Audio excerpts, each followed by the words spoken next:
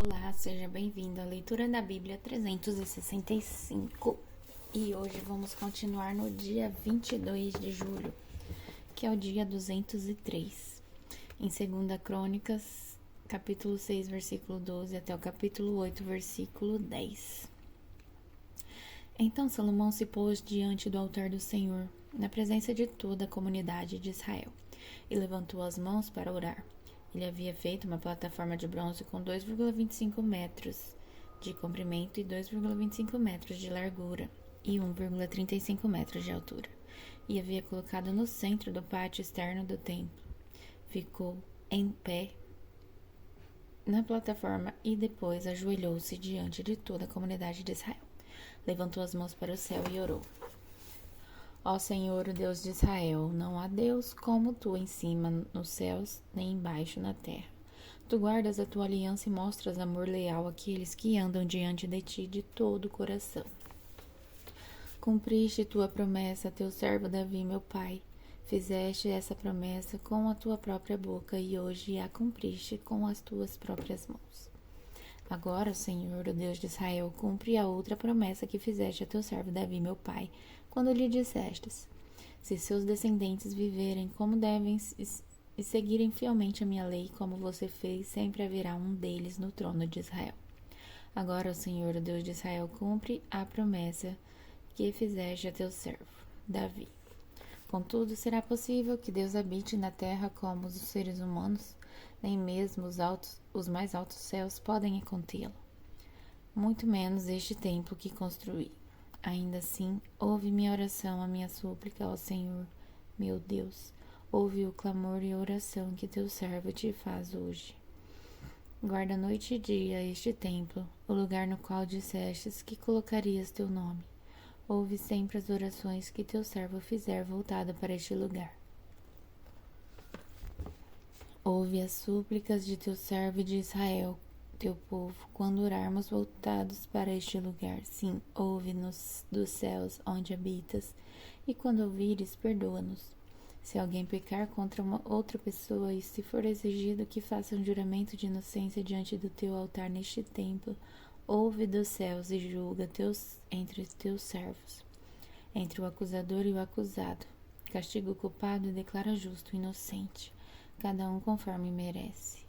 Se o teu povo Israel for derrotado por seus inimigos porque pecou contra ti e se voltar para ti, invocar teu nome e orar a ti nesse templo, ouve dos céus, perdoa o pecado de teu povo Israel e traze-o de volta a esta terra que deste a ele e a seus antepassados. Se o céu fechar e não houver chuva porque o povo pecou contra ti, e se eles orarem voltados para este templo, invocarem teu nome e se afastarem de seus pecados porque tu os castigastes, ouve dos céus e perdoa os pecados dos teus povos, dos teus servos, o teu povo, Israel. Ensina-os a seguir o caminho certo e envia chuva à terra que deste por herança a teu povo. Se houver fome na terra, ou peste, ou praga nas lavouras, ou se elas forem atacadas por gafanhotos ou lagartas, ou se os inimigos do teu povo invadirem a terra e sitiarem suas cidades, seja qual for o desastre ou epidemia que ocorrer. E se alguém do teu povo ou toda a nação de Israel orar a respeito de suas dificuldades e aflições com as mãos levantadas para este templo, ouve dos céus, onde habitas, e perdoa. Trata o teu povo como ele merece, pois somente tu conheces o coração de cada um. Assim, eles te temerão e andarão em teus caminhos enquanto viverem na terra que deste a nossos antepassados. No futuro, estrangeiros que não pertencem a teu povo Israel ouvirão falar de ti. Virão de terras distantes quando ouvirem falar do teu grande nome, da tua mão forte e do teu braço poderoso. E quando orarem voltados para este templo, ouve dos céus onde habitas e concede o que pedem. Assim todos os povos da terra conhecerão teu nome e te temerão como faz teu povo Israel. Também saberão que neste templo que construí, seu nome é honrado. Se o teu povo sair para onde os enviares a fim de lutar contra seus inimigos, E se orarem a ti voltados para esta cidade que escolhestes para este templo, que construí em honra a teu nome, ouve do céu suas orações e defende sua causa. Quando pecarem contra ti, pois não há quem não peque, tua ira cairá sobre eles, e tu permitirás que seus inimigos os conquistem e os levem como escravos para as terras estrangeiras, próximas ou distantes. Se caírem em si, nessa terra de exílio, se arrependerem suplicando-te, pecamos, praticamos o mal e agimos perversamente. E se voltarem a ti de todo o coração e toda a alma na terra de seu cativeiro, e orarem voltados para a terra que deste a seus antepassados, para esta cidade que escolhestes e para o templo que construí em honra ao teu nome, ouve dos céus, onde habitas, suas orações e súplicas, e defende sua causa, perdoa teu povo que pecou contra ti. Ó meu Deus, olha e ouve atentamente todas as orações feitas a ti neste lugar. E agora levanta-te, ó Deus, ao Senhor Deus, e entra neste lugar de descanso junto à arca. O símbolo do teu poder, estejam teus sacerdotes, ó Senhor, vestidos de salvação. Alegrem-se teus servos leais em tua bondade. Ó Senhor Deus, não rejeites o rei que ungiste. Lembra-te do teu amor leal por teu servo Davi. Quando Salomão terminou de orar, desceu fogo do céu e queimou os holocaustos e os sacrifícios. E a presença gloriosa do Senhor encheu o templo. Os sacerdotes não podiam entrar no templo do Senhor, pois a presença gloriosa do Senhor havia enchido o templo. Quando todos os israelitas viram o fogo descer e a presença gloriosa do Senhor encher o templo, prostraram-se com o rosto no chão, adoraram e louvaram o Senhor, dizendo: Ele é bom, seu amor dura para sempre. Então, o rei e todo o povo ofereceram sacrifícios ao Senhor. O rei Salomão apresentou um sacrifício de 22.000 bois e 120.000 ovelhas. Assim, o rei e todo o povo fizeram a dedicação do templo do Senhor. Os sacerdotes tomaram seus lugares designados, bem como os levitas que cantavam. Seu amor dura para sempre. Os levitas acompanhavam os cânticos com os instrumentos musicais que o rei Davi tinha feito para louvar o Senhor. Os sacerdotes de frente para os levitas tocaram as trombetas e todo Israel estava em pé. Em seguida, Salomão consagrou a parte central do pátio em frente ao templo do Senhor. Ali apresentou o holocausto e a gordura das ofertas de paz, pois o altar de bronze que ele havia construído era pequeno demais para tantos holocaustos, ofertas de cereais e gordura das ofertas de paz.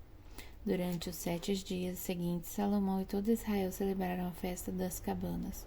Uma grande multidão havia se reunido de lugares distantes como Lebo Hamat, ao norte, e o ribeiro ao Egito no sul.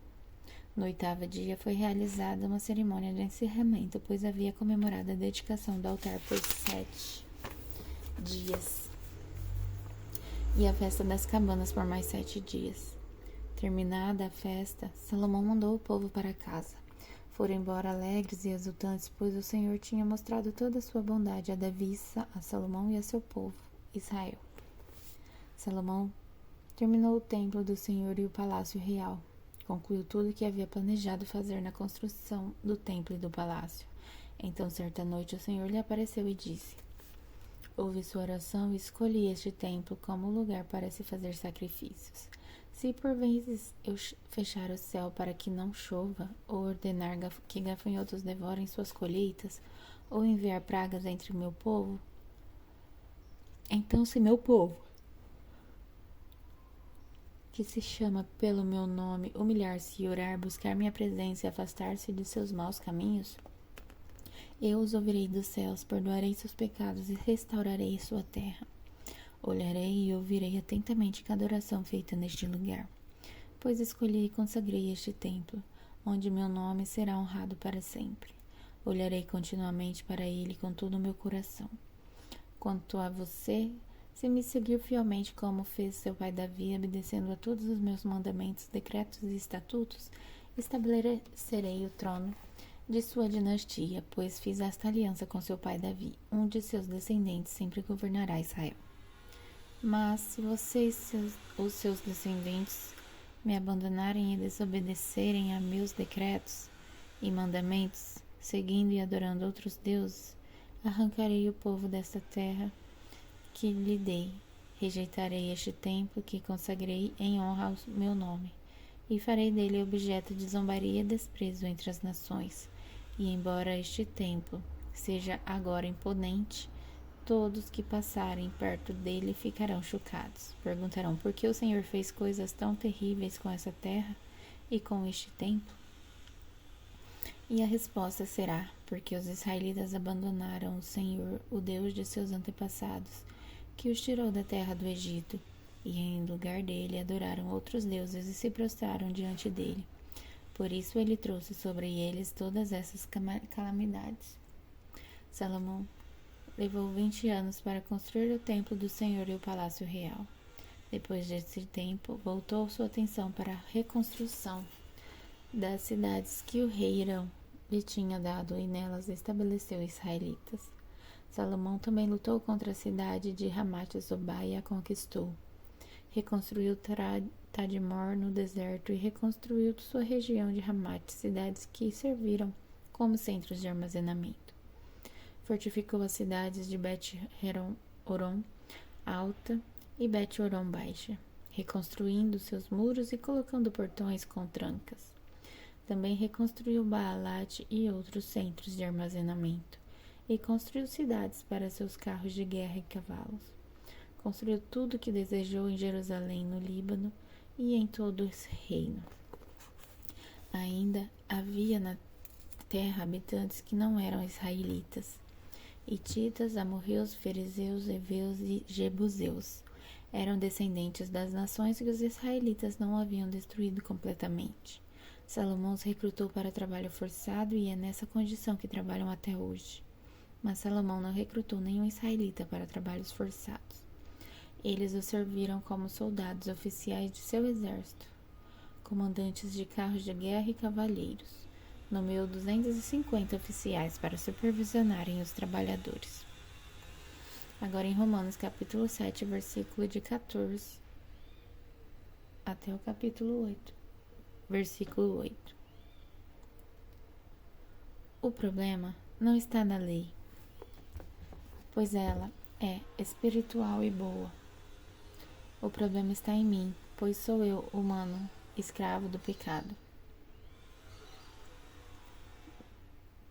Não entendo a mim mesmo, pois quero fazer o que é certo, mas não faço. Mas, em vez disso, faço aquilo que odeio.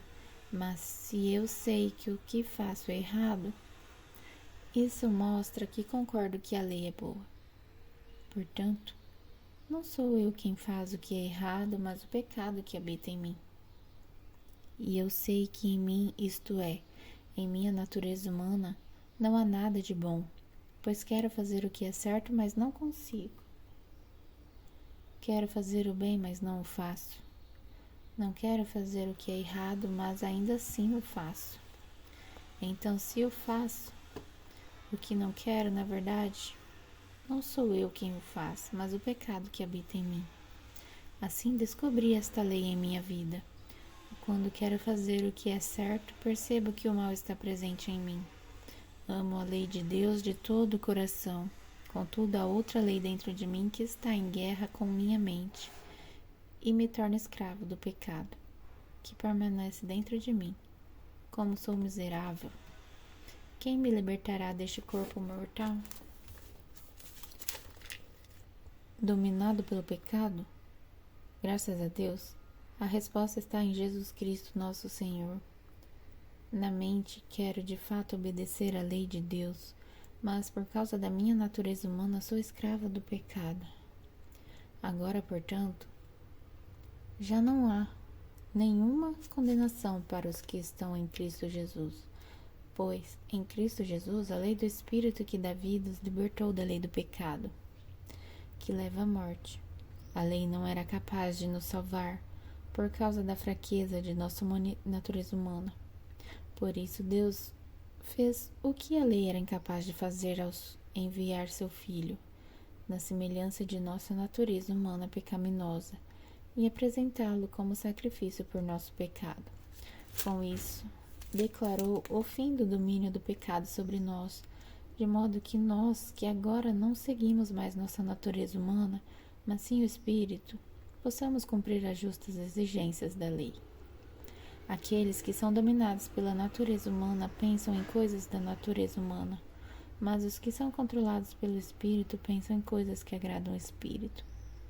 Portanto, permitir que a natureza humana controle a mente resulta em morte, mas permitir que o Espírito controle a mente resulta em vida e paz, pois a mentalidade da natureza humana é sempre inimiga de Deus. Nunca obedeceu às leis de Deus e nunca obedecerá.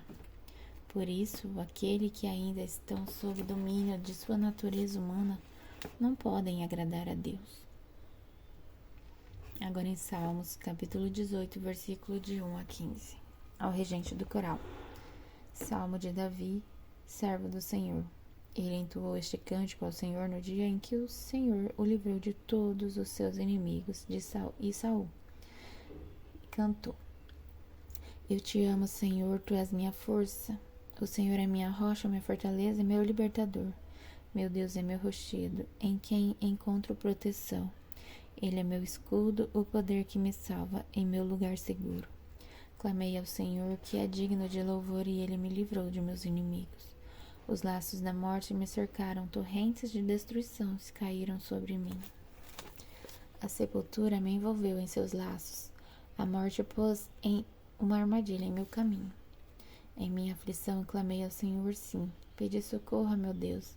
De seu santuário ele me ouviu e meu clamor chegou aos seus ouvidos. A terra se abalou e estremeceu, tremeram os fundamentos do monte. Agitaram-se por causa da tua ira. De suas narinas saiu fumaça, de sua boca fogo consumidor.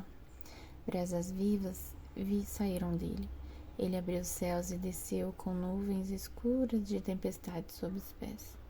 Montado num querubim, pairava sobre as asas do vento. Envolveu-se num manto de escuridão em densas nuvens de chuva. Nuvens espessas escondiam o brilho ao seu redor e faziam chover granizo e brasas vivas. O Senhor trovejou dos céus, a voz do Altíssimo ressoou, em meio ao granizo e às brasas vivas. Atirou flechas e dispersou seus inimigos. Lançou muitos raios e o fez fugir em confusão. Então, por sua ordem, Senhor, com forte sopro de tuas narinas, o fundo do mar apareceu, e os alicerces da terra ficaram expostos. E agora em Provérbios, capítulo 19, versículo 24 a 25. O preguiçoso pega a comida na mão, mas não se dá o trabalho de levá-la à boca. Se você castigar o zombador, o ingênuo aprenderá uma lição. Se corrigir o sábio, ele se tornará ainda mais sábio. Até amanhã, no dia 23 de julho.